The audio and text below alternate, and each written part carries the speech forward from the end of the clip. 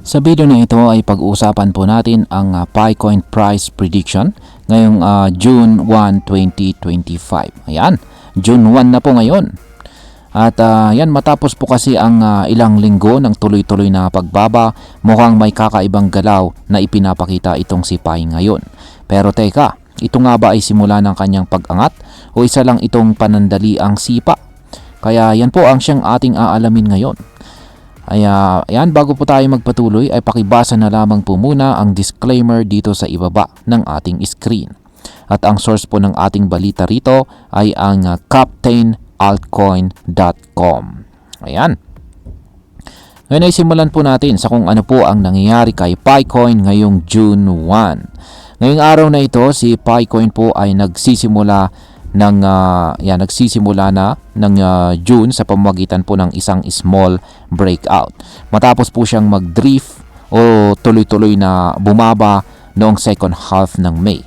Yan ay bigla po siyang umangat ng halos 6% at ngayon ay nasa presyong 0.6481 ang kanyang presyo. Kaya sa unang tingin ay mukhang promising po ang kanyang pagtaas na ito. Pero kung titignan po natin ng mas malalim, may mga senyales na nagpapakitang maaring hindi pa matatag ang galaw na ito. Bumaba po ang trading volume ng halos 13% at mix po ang momentum indicators. Ibig sabihin ay kahit na umaangat si Pi, hindi pa tiyak kung kaya niya itong ipagpatuloy. Ngayon is kahapon ay nabanggit na ang 0.59 hanggang 0.60 na zone ay isang critical support area. At totoo nga, matibay na humawak si Pi sa price level na yan. Bukod pa dyan ay sinabi rin natin na kung magbabalik ang mga buyers, posibleng umakyat po si Pi sa presyong 0.65 na ngayon ay na-test na po niya matapos pong ma-break ang kanyang multi-week downtrend line. Yan. Pero may babala rin tayo. Hanggat hindi pa niya nababasag ang presyong 0.70 na matatag, posible pong panandalian lang ang pag-angat na ito. At sa ngayon ay nananatili pa rin ang babalang ito. Ngayon ay ano naman po ang kalagayan ni Picoin dito sa ating 4-hour chart time frame na ating nakikita rito. Yan, malinaw po na si Pi ay nakalabas na po sa kanyang tinatawag na descending resistance line na siyang pumipigil sa kanya mula pa noong kalagitnaan ng May. Ang pattern bago ito mangyari ay tinatawag po na descending triangle na may flat support sa presyong 0.60.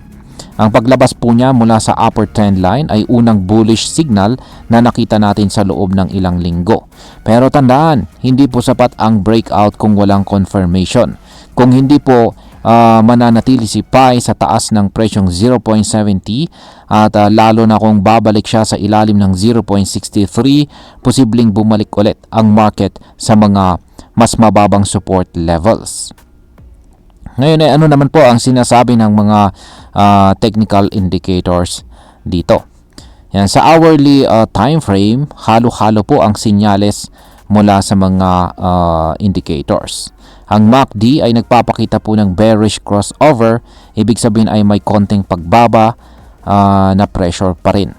Ang ADX naman ay nasa 27.66 kung saan ay nagpapahiwatig po ng moderate na trend pero hindi malinaw kung pataas ba o pababa. Ang RSI naman ay nasa 49.39 kung saan ay nasa neutral zone lamang. Ang CCI naman ay nasa negative 17.78 kung saan ay isang sinyalis ng sideways movement. Ang ultimate oscillator naman ay nasa 40.88 na nagpapahiwatig ng mild selling pressure. Pero ang ROC ay nasa 2.47 kung saan ay ibig sabihin ay may kaunting bullish momentum. At ang bull-bear power ay positive po sa 0.0024 kung saan ay ibig sabihin ay may slight na advantage ang mga buyers. Kaya ang bottom line, walang malakas na trend sa ngayon. Medyo pabor po sa bulls pero hindi pa ito confirm. Ngayon ay ano po ang posibleng mangyari sa presyo ni Picoin? Yan, meron po tayong tatlong mga scenarios dito. Una ay ang bullish scenario. Kung mananatili po si Pi sa itaas ng presyong 0.70, posibleng tumaas po siya papunta sa presyong 0.75 hanggang 0.85.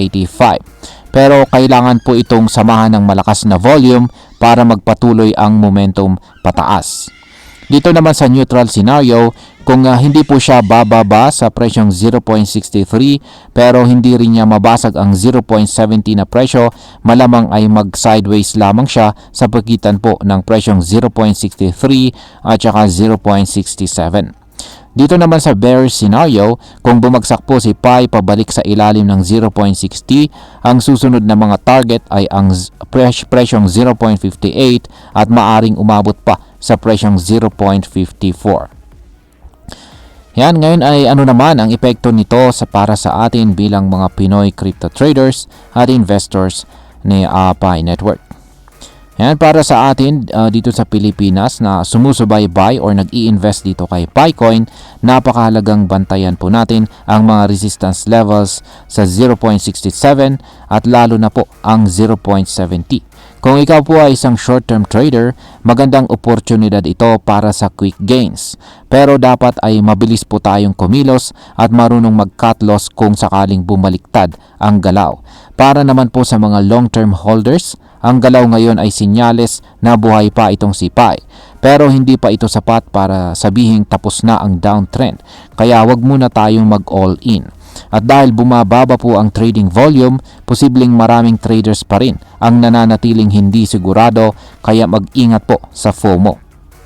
Bilang panghuli, ang masasabi ko naman tungkol dito ay sa totoo lang, kahit exciting makita si Pi na umaangat ngayon, dapat tayong manatiling kalmado at objective.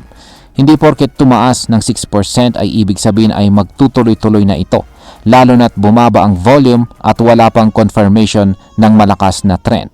Ang tanong ngayon ay simple, mananatili ba si Pi sa taas ng 0.70? Kung oo, baka ito na nga ang simula ng panibagong uptrend. Pero kung hindi, baka ito lang ay isang dead cat bounce, isang panandaliang pag-angat bago muling bumagsak.